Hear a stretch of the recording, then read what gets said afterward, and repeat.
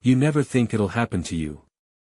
That kind of betrayal, the gut-wrenching kind you see in movies or hear about from distant acquaintances. But I suppose that's the mistake we all make, thinking we're the exception. I met Laura when we were just kids, growing up in a small town where everybody knew everybody. She was the kind of girl who lit up a room, effortlessly charming without even trying. I was drawn to her from the start, not just because of her beauty but because she understood me in a way no one else did.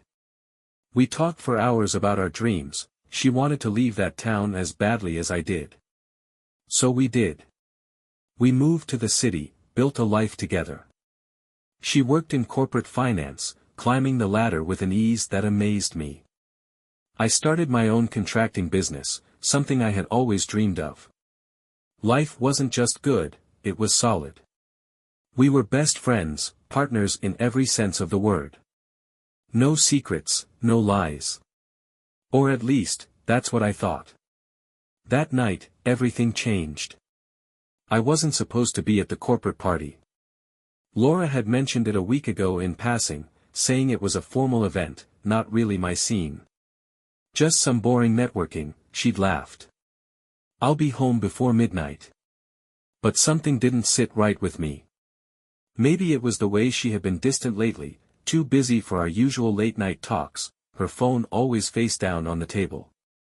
Or maybe it was just intuition, that unshakable feeling in my gut. So I showed up unannounced. I expected maybe a few raised eyebrows, some awkward introductions. What I didn't expect was the sight of my wife, my Laura, perched on her boss's lap, his arm around her waist like she belonged there. The room spun. My vision tunneled.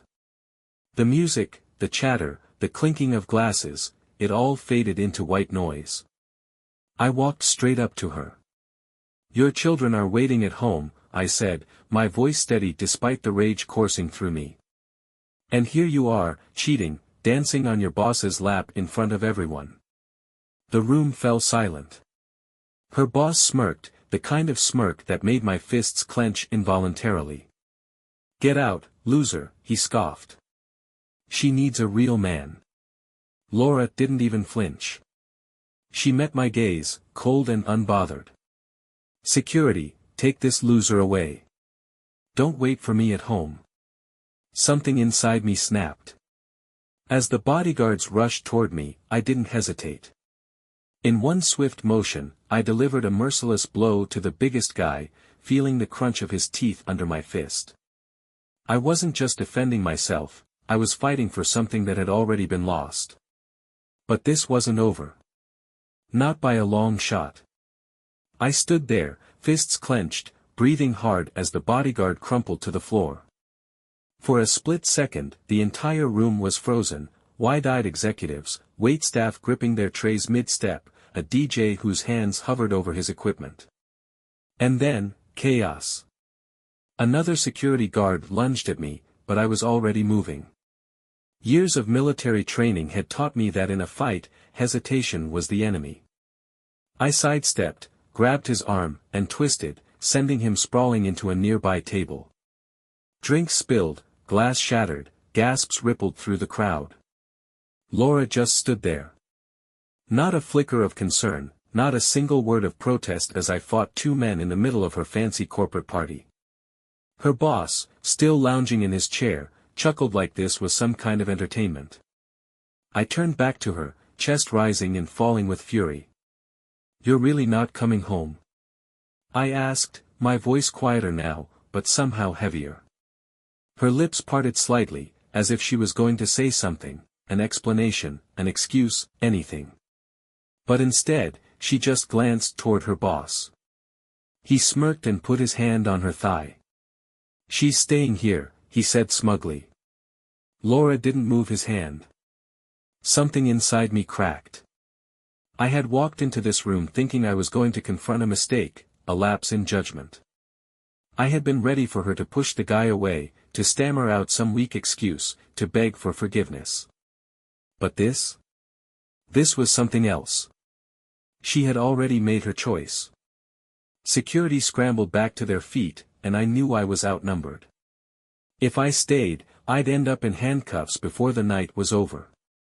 So I turned and walked away, pushing past the murmuring crowd, past the judgmental stares, past the disbelief that was quickly morphing into something else, pity. I didn't want their pity. I wanted answers. The drive home. The night air was sharp against my skin as I stepped outside. I barely remembered getting into my truck, barely registered the roar of the engine as I pulled out of the parking lot. My hands were trembling against the steering wheel, my jaw locked so tightly it ached. She had thrown me away. Not just our marriage, but everything we had built. The life we had made, the kids we had raised, the trust one thought was unshakable, gone, just like that. The drive home was a blur. At some point, I realized I was gripping the wheel so tightly my knuckles had gone white. I forced myself to relax, inhaling deeply, exhaling slowly. My kids. They were home, asleep, completely unaware that their mother had just decided she wanted a new life. What was I supposed to tell them? That the woman who had tucked them into bed, who had kissed their foreheads before leaving for her boring networking event, had chosen her boss over her family? I pulled into the driveway and sat there, the engine still rumbling. My house, our house, looked the same as always, porch light on, curtains drawn, a quiet warmth radiating from inside. But nothing was the same. I closed my eyes, gripping the steering wheel as the reality of it all came crashing down. Laura wasn't coming back. And I had no idea what to do next. I sat in the truck for what felt like an eternity. My hands were still gripping the wheel, my breathing steady, but inside, I was unraveling. How had it come to this? How had the woman I built a life with, the one who used to trace lazy circles on my arm while we lay in bed, the one who promised me forever, become a stranger in the span of a single night? I finally stepped out, locking the truck behind me out of habit. The house was quiet. The kids were asleep. They had no idea their mother had just rewritten their entire future with a single, careless betrayal. I entered the house, kicked off my boots, and made my way to the kitchen. I poured myself a drink, just one. I needed my head clear. My phone buzzed. For a split second, a part of me thought, maybe it's her. Maybe she came to her senses. But no. It was a text from my buddy, Dave. Heard there was a fight at Laura's work party. You okay? So, word was already spreading. I stared at my phone, debating whether to respond. Instead, I set it down and let out a breath I hadn't realized I was holding. I wasn't okay. I wasn't even close to okay. A father first. I pushed aside the wreckage in my head. Right now, none of that mattered. What mattered were my kids, Jeremy and Emma. I walked upstairs and peeked into their rooms. Jeremy, 7 years old, was sprawled across his bed, one arm flung over his stuffed T-Rex. Emma, only 5, was curled up beneath her pink unicorn blanket, her tiny chest rising and falling with each breath. They looked so peaceful. So unaware. I clenched my jaw. They didn't deserve this. I had to be strong, for them. Whatever Laura had done, whatever she was still doing, I wouldn't let this break me. I kissed them both on the forehead and pulled their blankets up a little higher before heading back downstairs. That's when I noticed something. Missing pieces. Laura's purse was gone. So were her favorite pair of heels from the rack near the door. Her laptop bag, missing. I checked the closet. Half her clothes were still here, but there were gaps, spaces where things had been. She hadn't just planned for a night away. She had planned to leave. A slow, sinking realization settled in my chest. She hadn't even intended to come home after the party. She had packed a bag. She had prepared for this. This wasn't a mistake. This was a decision. A deliberate, calculated betrayal. My stomach twisted. She had known. Before she ever stepped into that party, before she ever sat in that man's lap, she had already made up her mind. And she never even gave me a warning. I backed away from the closet, my pulse pounding in my ears. This was real. I wasn't just a man who had caught his wife cheating. I was a man whose wife had already decided she didn't love him anymore. And now, I had to figure out how to pick up the pieces. I sat on the edge of our bed, staring at the empty spaces in the closet. The reality of it hit me like a freight train. Laura hadn't just slipped up. She hadn't just made a mistake in the heat of the moment. She had planned this. And that meant she had been lying for a long time. I pulled out my phone and scrolled through our last few texts. Laura, 2 days ago, love you. Don't forget to pick up juice for the kids. Laura, last week work is crazy, but I'll make it up to you this weekend. Laura, a month ago you're such a good dad. The kids are so lucky to have you. Lies. Every word. I clenched my jaw, forcing myself to stay calm. Getting angry wouldn't help. I needed to think. Where was she staying? Had she moved in with him already? I tried calling her, more out of habit than anything else. Straight to voicemail. I swallowed hard. She wasn't going to answer. For the first time since I'd walked into that party, I let myself feel the full weight of it. She's gone. A knock at the door.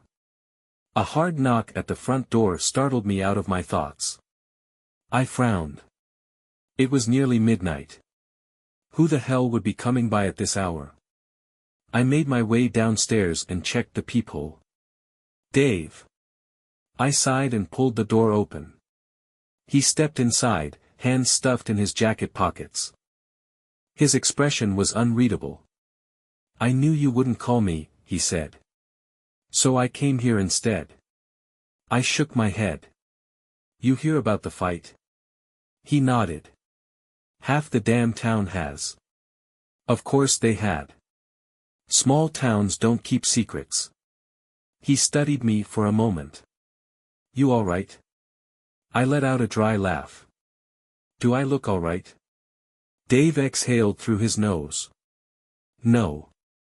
You look like a man who just found out his whole life was a lie. I swallowed hard, trying to push down the lump in my throat. Come on, he said, motioning toward the kitchen. Let's sit. I followed him, my body running on autopilot. I wasn't sure if I wanted to talk, but Dave wasn't the type to leave me alone. The unspoken truth. We sat at the kitchen table, the silence stretching between us. Dave finally spoke. I need to ask you something, and I need you to be honest with me. I nodded. Did you know? I stared at him. What? About Laura. Before tonight. Did you have any idea? I wanted to say no. I wanted to say I was completely blindsided, that I had never seen this coming. But the truth was uglier than that. I ignored it, I admitted. My voice was hoarse. I saw the signs. I didn't want to believe them. Dave leaned back in his chair, rubbing a hand over his face. Man. Neither of us spoke for a long time. Finally, he said, so what are you gonna do? I let out a slow breath. I don't know yet. But one thing was certain. This wasn't over. I barely slept that night. Every time I closed my eyes, I saw her, sitting on his lap, whispering in his ear, looking at him like he was the only man in the world. Like she used to look at me. By the time the sun crept through the blinds, I was already awake, sitting on the couch with a cup of coffee that had gone cold. My body was exhausted, but my mind wouldn't shut off. Laura hadn't called. Not even a text. She really wasn't coming home. The kids woke up around 7. Jeremy stumbled down the stairs, rubbing his eyes. Morning, Dad. Morning, Bud. I forced a smile. Emma followed, clutching her stuffed unicorn. Where's Mommy? I felt my stomach drop. I had been dreading that question. She had to go away for a little while, I said, keeping my voice as even as possible. She'll call soon. Would she, though? Emma frowned.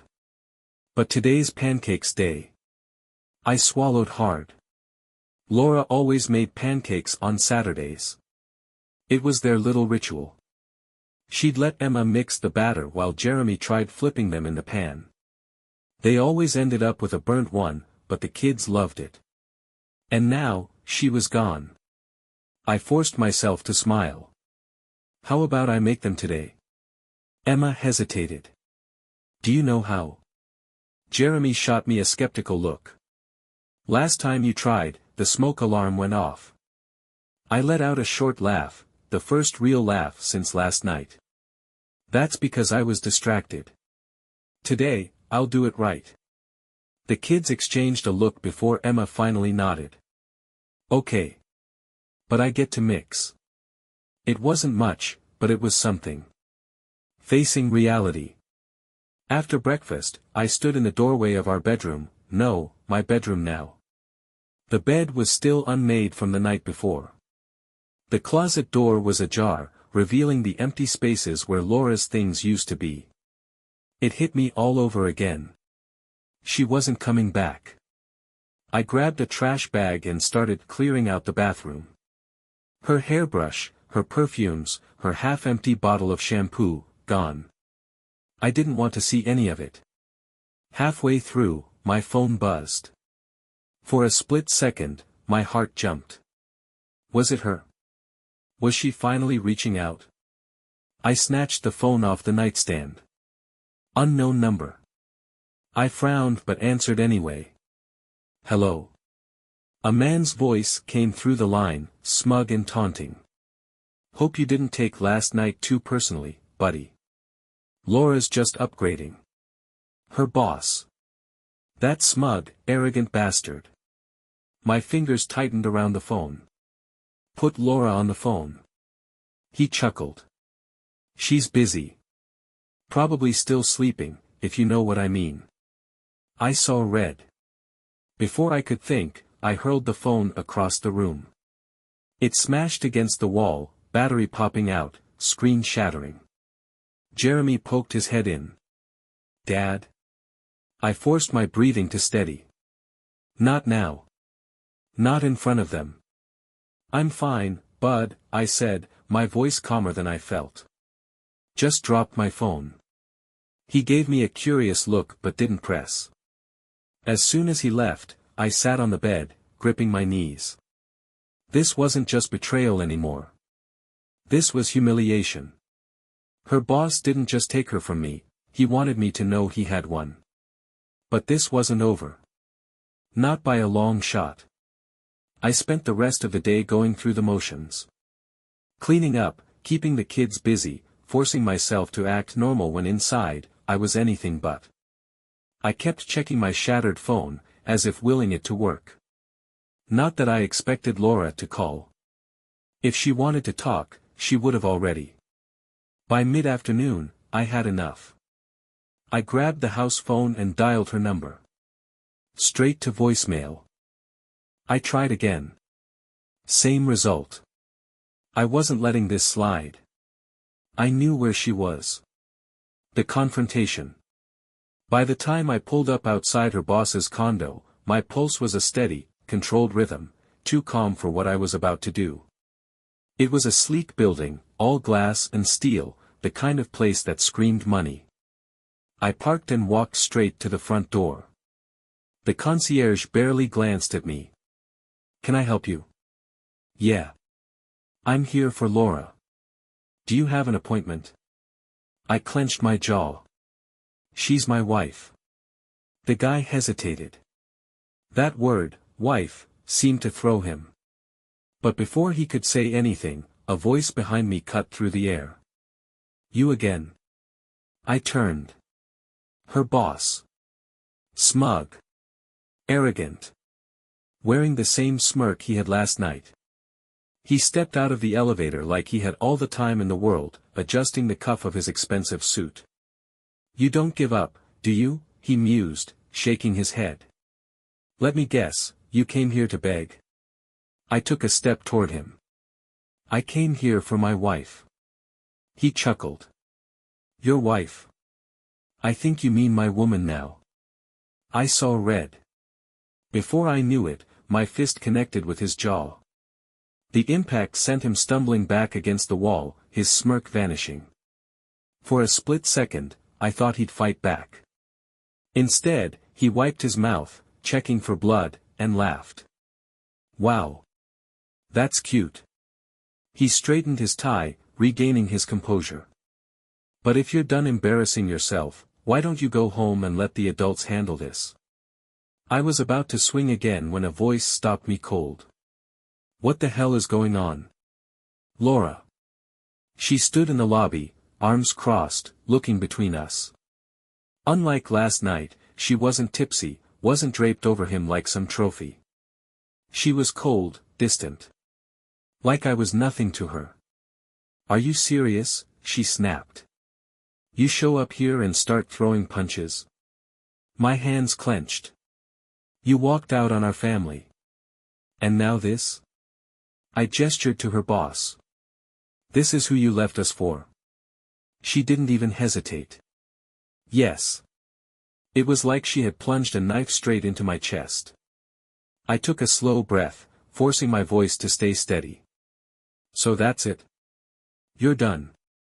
Just like that? Laura exhaled, looking annoyed, like I was inconveniencing her. It's not that simple. It is for me, I shot back. You made your choice. I turned to leave, my heart pounding, every step heavier than the last. But then I heard him chuckle behind me. Run along, loser. I stopped. Turned. And before Laura could react, I stepped forward and hit him again. This time, I put him on the floor. The moment my fist connected with his face again, the entire lobby went silent. He hit the floor hard, groaning, his hand clutching his jaw. His smug expression was gone, replaced by something closer to shock. Laura gasped, stepping between us. Are you insane? She hissed. I didn't even look at her. My eyes were locked on him. You don't get to call me a loser, I said, my voice eerily calm. Not when you're the one who had to steal another man's wife to feel like a man. He spat blood onto the marble floor and gave a weak chuckle. You've got a temper. No wonder she left. I clenched my fists again, but Laura shoved me back. That's enough. I turned to her, my heart pounding in my chest. She was defending him. You left your kids, I said, my voice quieter now. Do they even cross your mind, Laura? Jeremy? Emma? Do you even care what this is doing to them? For the first time, her expression faltered. She glanced away, just for a second, but then she squared her shoulders. They'll understand one day. A hollow laugh escaped me. No, they won't. I shook my head, stepping back. You're not the woman I married. You're not even a mother anymore. Her eyes flashed with anger. Don't you dare. Don't I dare. I cut her off, my voice finally breaking. You're the one who dared, Laura. You dared to destroy our family for this. For some rich prick who won't even remember your name in a year. I saw something flicker in her expression, guilt. Regret, but it was gone just as fast. Go home, Adam, she said, her voice cold. I stared at her for a long moment, memorizing the face of the woman I had once loved. Then I turned around and walked out. I was done. Letting go. The drive home was a blur. My hands were gripping the wheel so tightly my knuckles turned white, my mind racing with everything I wanted to say, everything I wanted to scream at her. But there was nothing left to say. She had made her choice. And now, I had to make mine. By the time I pulled into the driveway, something inside me had shifted. I wasn't going to waste another second chasing after someone who had already left. I wasn't going to beg. I wasn't going to let this destroy me. I had 2 kids who needed me. And no matter how much it hurt, I wasn't going to let them lose both parents. I sat in the driveway for a long time, staring at the house that was no longer a home. Inside, my kids were playing, probably laughing at some cartoon, completely unaware that their mother wasn't coming back. Not really. Not in the way they needed her to. I wiped a hand down my face, exhaling slowly. I couldn't fall apart. Not now. Not ever. I had to be the parent they could count on. Telling the kids. When I walked inside, Jeremy was on the floor with his toy dinosaurs, making them fight in some imaginary battle. Emma was curled up on the couch, cradling her stuffed unicorn. They both looked up when they saw me. Emma frowned. "Did you find Mommy?" Jeremy didn't say anything. He was watching me carefully, like he already knew the answer. I sat down, bracing myself. "Mom's not coming home tonight." Emma's face scrunched up. "But, why?" I swallowed hard. I almost said she's staying somewhere else, but that wasn't fair. They deserved the truth. She's living somewhere else now.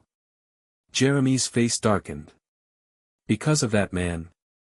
I felt my throat tighten. He knew.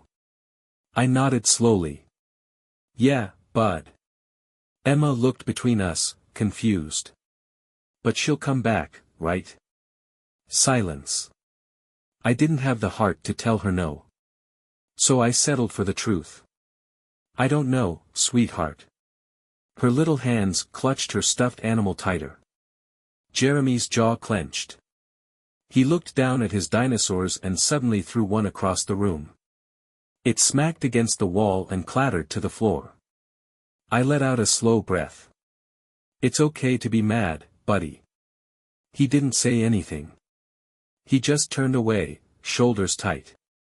Emma climbed onto my lap, curling against my chest like she did when she was scared of thunderstorms. I held her close, pressing a kiss into her hair. We sat like that for a long time. The first night without her. After I put the kids to bed, the house felt empty. Too quiet. I sat on the couch, staring at the dark TV screen, my thoughts racing. Laura wasn't coming back. I had to start figuring out what life looked like without her. I had to find a lawyer. I had to get my head on straight. Because this wasn't just about me anymore. It was about them. And I wasn't going to let them down. Not the way she had. Morning came, but it didn't feel like a new day. It felt like the same nightmare I'd been trapped in since I walked into that party. The kids barely spoke during breakfast. Jeremy pushed his cereal around with his spoon, while Emma sat with her chin in her hands, staring at the empty chair where Laura used to sit. It took everything in me to keep it together. But I did. Because I had to. The divorce attorney. After dropping the kids off at school, I drove straight to a law office. I didn't even hesitate. If Laura wanted to start a new life, fine. But she wasn't going to leave me dangling in the dark, waiting for whatever scraps of attention she decided to throw my way. I walked in and told the receptionist, I need a divorce lawyer. A few minutes later, I was sitting across from an older guy in a suit, Mark Reynolds, family law attorney. He had the kind of tired eyes that had seen 100 cases just like mine. I told him everything. He listened, nodding every now and then, but when I told him about Laura abandoning the kids, his expression hardened.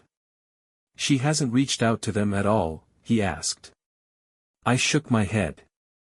Not once. He sighed. Well, that'll work in your favor. I frowned. What do you mean? He leaned forward. Judges don't take kindly to parents who walk away. If she tries to fight for custody later, the fact that she left without a second thought. That's a big deal. Something in my chest loosened. The kids were mine. I wasn't going to lose them. But then Mark gave me a sharp look. You need to be smart about this, Adam. No more showing up at her workplace. No more fights with her boss. I tensed. He called me, Mark. He rubbed it in my face. I get it, he said, holding up a hand. But don't give her anything she can use against you. From now on, keep it clean. I nodded. What do I do next? Mark sat back. I'll start drafting the paperwork. You'll serve her the papers in a few days. It was happening. The end of our marriage. A message from Laura. That night, as I was tucking Emma into bed, my phone buzzed. For a second, I thought it was Dave. But when I checked the screen, my stomach twisted. Laura. It was just one text. Can we talk? I stared at the words, my thumb hovering over the screen. Part of me wanted to ignore it. Another part of me wanted to tell her exactly what I thought of her. Instead, I took a deep breath and typed back one word. Why? She didn't answer. And honestly, I wasn't even sure I cared anymore. Laura didn't text again that night. Or the next day. And I didn't reach out either. For the first time in our entire relationship, I wasn't waiting on her. I was moving forward. Serving the papers. 3 days later, I got a call from Mark. The papers are ready. Just need to serve them. I had a choice. I could have someone else do it, keep it professional, distant. Or I could do it myself. I chose the latter. She owed me that much. The last confrontation. When I arrived at her boss's condo, the doorman gave me a wary look but didn't stop me. I guess my name was still attached to Laura somewhere. I knocked on the door, waiting. A few seconds later, Laura opened it. She looked different. Not happy. Not glowing. Just tired. She blinked when she saw me. Adam. I held out the papers. It's done. She stared at them, her expression unreadable. For a second, I thought she might refuse. But then, slowly, she took them. Are you sure? She asked softly. I almost laughed. Was I not clear enough when I saw you sitting on his lap? She winced. I didn't mean for it to happen like that. Yeah. I tilted my head. How exactly were you planning to break up our family, Laura? She didn't answer. Instead, she looked down, running a hand through her hair. I don't know what to say. I exhaled sharply, shaking my head. You don't have to say anything. Just sign. She bit her lip. And the kids? They're staying with me. Her eyes filled with something, regret, maybe. Guilt. But it was too late for that. I'll call them, she whispered. I nodded, but deep down, I knew she wouldn't. Not really. Not the way they needed her to. She had already chosen herself over them. And that's something they'd never forget. Moving on. I walked away without looking back. For the first time since this nightmare started, I didn't feel like a man who had lost everything. I felt like a man who had survived. And as I drove home to my kids, to the life I was rebuilding without her, I realized something. Laura wasn't my future anymore. And I was finally okay with that.